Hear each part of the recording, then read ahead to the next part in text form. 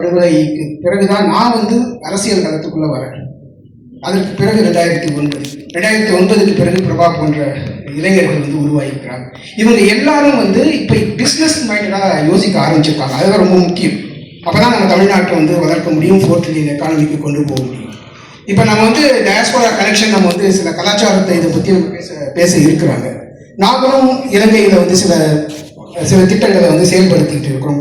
மலையத்தில் சில உதவிகளை செஞ்சுட்டு இருக்கிறோம். எல்லாமே இன்வெஸ்ட்மெண்ட், சேரிட்டி கிடையாது. எல்லாமே இன்வெஸ்ட்மெண்ட், ஆனால் இம்பாக்ட் இன்வெஸ்ட்மெண்ட், லாப நோக்கு இல்லாத ஒரு இன்வெஸ்ட்மெண்ட். பட் அந்த கேபிட்டல் அவங்க திருப்பி கொடுக்கணும் அப்படிங்கிற ஒரு கண்டிஷனில் வடகிழக்கு மற்றும் மலையத்தில் சில திட்டங்களை செயல்படுத்த உள்ளோம். இப்போ தான் ரொம்ப வெரி ஸ்டேஜ் வைக்கலாம். அது தமிழ் வெஞ்சர்ஸ் ஈஸி அப்படிங்கிற இன்னொரு பேரில் அங்கே நிறுவனம் துவங்கப்பட்டிருக்குது இலங்கையில். இப்போ இங்கே பார்க்குறப்ப பார்த்தீங்கன்னா நாங்கள் என்ஆர்டியில் கூட நான் சொன்னேன், இந்த டயாஸ்போரா கனெக்ஷன் எப்படி உருவாகும் அப்படின்னா, இப்போ நானும் தவறு செஞ்சுருக்கிறோம். தமிழ்நாடு அரசு ஒரு சுற்றுலா, அதாவது பண்பாட்டு சுற்றுலா அப்படின்னு ஒன்று அறிவிச்சிருக்கிறாங்க. அதாவது புலம்பெயர்ந்த குழந்தைகளை கொண்டு தமிழ்நாட்டை சுற்றி காக்குறாங்க. ஆனால் இங்கே வந்த யாருமே என்னையும் சேர்த்து குழந்தைகளை கொண்டு வரல. ஏன்னா அவங்க பள்ளிக்கூடம் போகிறாங்க, கல்லூரி போகிறாங்க.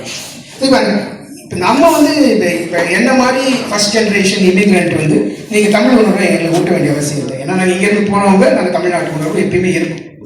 ஆனால் எங்களுடைய குழந்தைகளுக்கு எப்படி ஊட்டுவதுங்கிறது தான் உங்களுடைய நோக்கமாக இருக்கும். ஏன்னா அவர் தான் அடுத்த ஸ்டெப். எங்கள்கிட்ட பேசி எந்த தேவையில்லை அப்படிங்கிறது எங்களுக்கு ஏற்கனவே உணர்வு இருக்குது. அதனால் குழந்தைகளை இங்கே பார்த்துருந்தா மகிழ்ச்சி அடைஞ்சிருப்பேன். ஆனால் அது நடக்கல, அங்கேயும் நடக்கல, ரைஸ்லேயும் நடக்கல, இங்கேயும் நடக்கல, எங்கேயுமே நடக்க மாட்டேங்குது. அது எப்படி அப்படிங்கிறத நம்ம யோசிக்கலாம். அதுக்கான வழிமுறைகளை நம்ம தேர்ந்தெடுக்கணும். அதாவது நம்மளுடைய குழந்தைகளை இங்கே கொண்டு ஒரு கல்ச்சரல் கனெக்ஷன் ஏற்படுத்தணும். அது ரொம்ப முக்கியமானது. ஏன்னா இருக்கட்டும், மொரிஷியஸாக இருக்கட்டும், மலேசியா போன்ற, தென்னாப்பிரிக்கா போன்ற நாடுகளுக்கு விரும்பியோ விரும்பாமல், இனிஷியலாக விரும்பாமல் போனாலும் இப்போ இறுதி நாம தான் விரும்பி போயிருக்கிறோம்.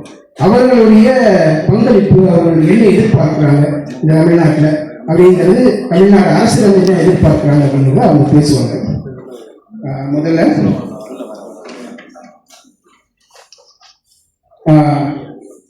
திரு சுந்தரலிங்கம் பிரதீப் அவர் மாண்புமிகு அமைச்சர் இலங்கையிலிருந்து வந்திருக்கிறார். அவரிடம் நாம் சில கருத்துக்களை கேட்போம். நேரம் பற்றாக்குறையினால சுத்தமாக சொன்னால் நல்லா. அனைவருக்கும் வணக்கம்.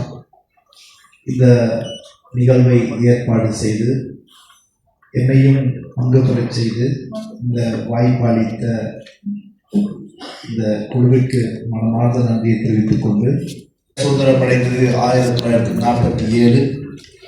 அதற்கு அடுத்த ஆண்டு 48ஆம் ஆண்டு இலங்கை சுதந்திரம் அடைகின்றது.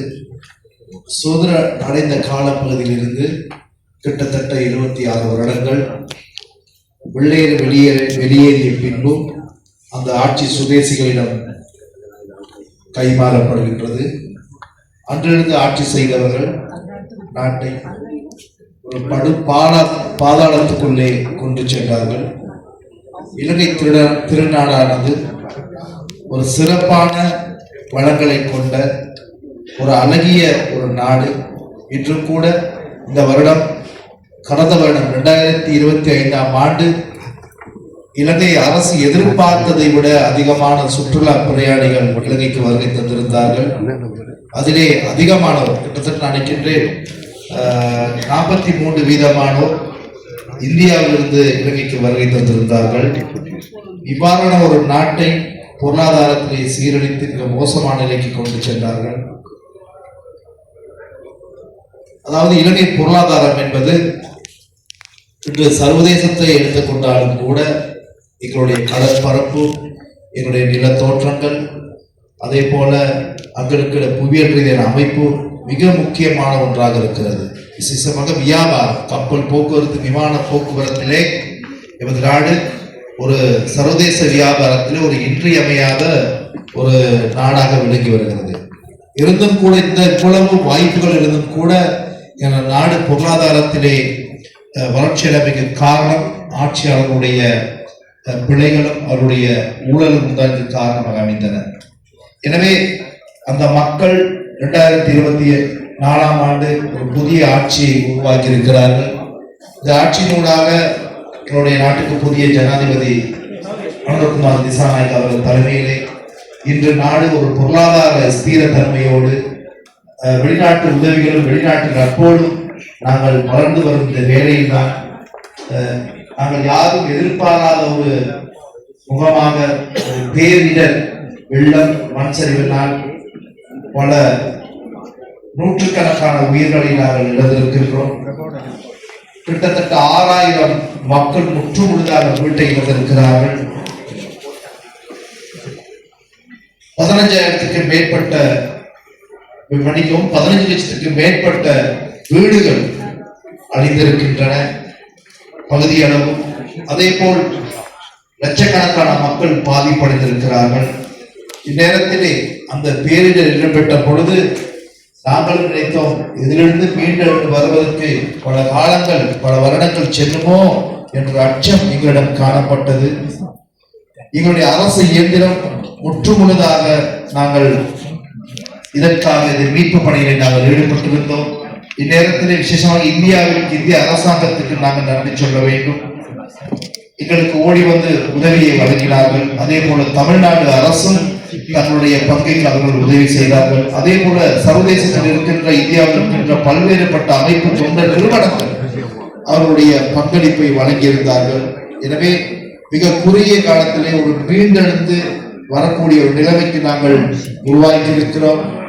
6 மாதம் ஒரு பாதையை சீர் செய்ய 6 மாதம் போகும் என்று கணிப்பீடு செய்த போதும் வெறும் 22 நாட்களிலே நாங்கள் மீண்டும் ரயிலை ஓடவிட்டிருக்கிறோம். எனவே மக்களுடைய உணர்வு மக்களுடைய அர்ப்பணிப்பு காரணமாக நாங்கள் மிக வேகமாக மீண்டெழுந்து வந்து கொண்டிருக்கிறோம். இந்த நேரத்திலே இலங்கை சார்பாக நான் உலகத் தமிழர்களிடம் கேட்டுக்கொள்வது,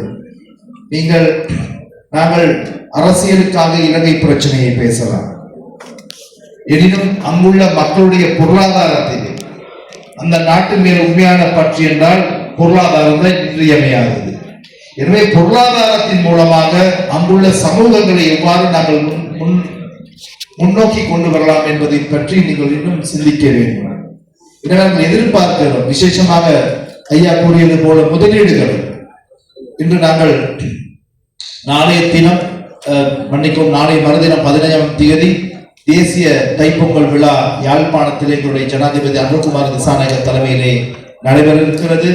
அந்த விழாவிலே பல்வேறுபட்ட திட்டங்களை நாங்கள் அறிவிக்க இருக்கிறோம் வடமாகாணத்திற்கு. எனவே புலம்பெயர் தமிழர்கள் உங்களுடைய முதலீடுகளை தயவு செய்து என்னுடைய அமைச்சை கீழே பல்வேறுபட்ட துறைகள், பெருந்தோட்டம் பகுதி, அதில் உங்களுக்கு தெரியும் பனையும் என்னுடைய அமைச்சு கீழே பல்வேறா வருகிறது.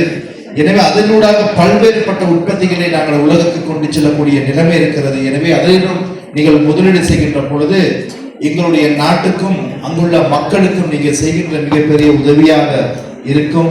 எனவே எங்களுடைய கலை, கலாச்சாரம், பண்பாடுகள் எல்லாவற்றையும் பொருளாதாரத்தின் ஊடாக நாங்கள் உலகுக்கு கொண்டு செல்ல வேண்டும்.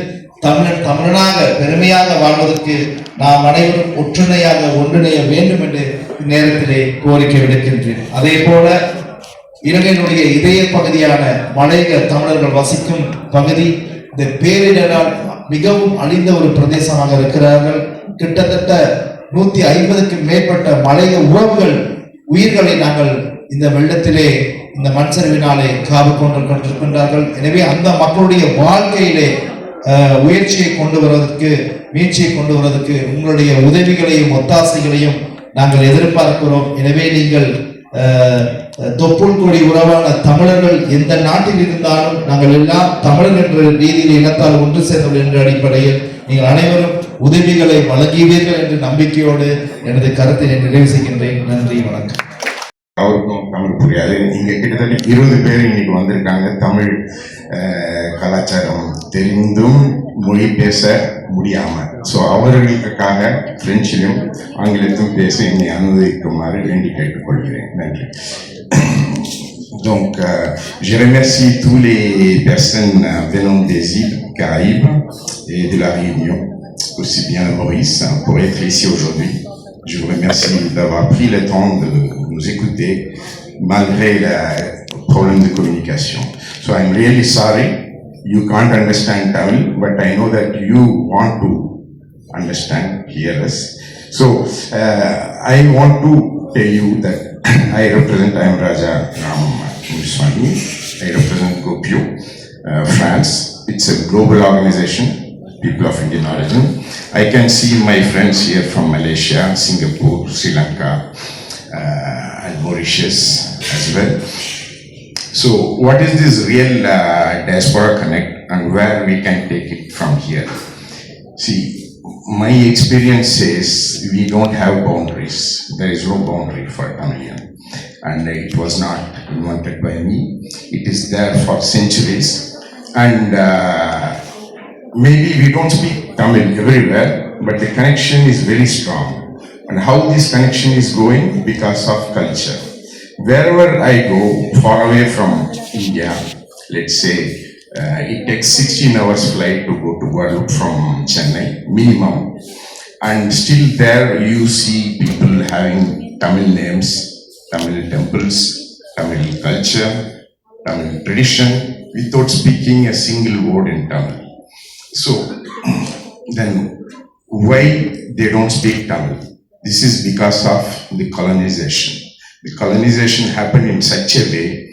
There are countries in those days, they took away the language, but they were not able to take away the tradition, the culture, the name, and the family attachment.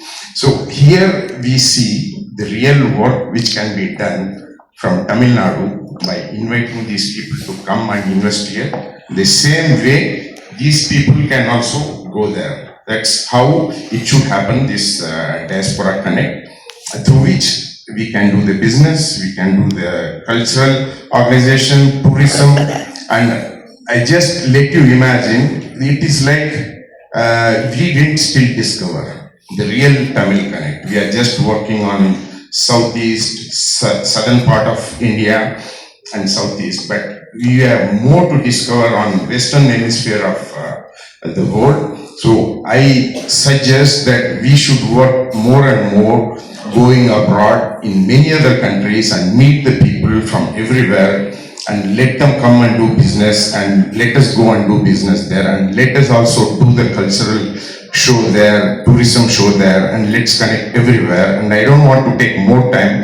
I am open to questions later on and we can connect also in this ground, in this place with multiple people who are here from different parts of the world. And I conclude by thanking Mr. Cheyan and the team for permitting me to speak here. Thank you.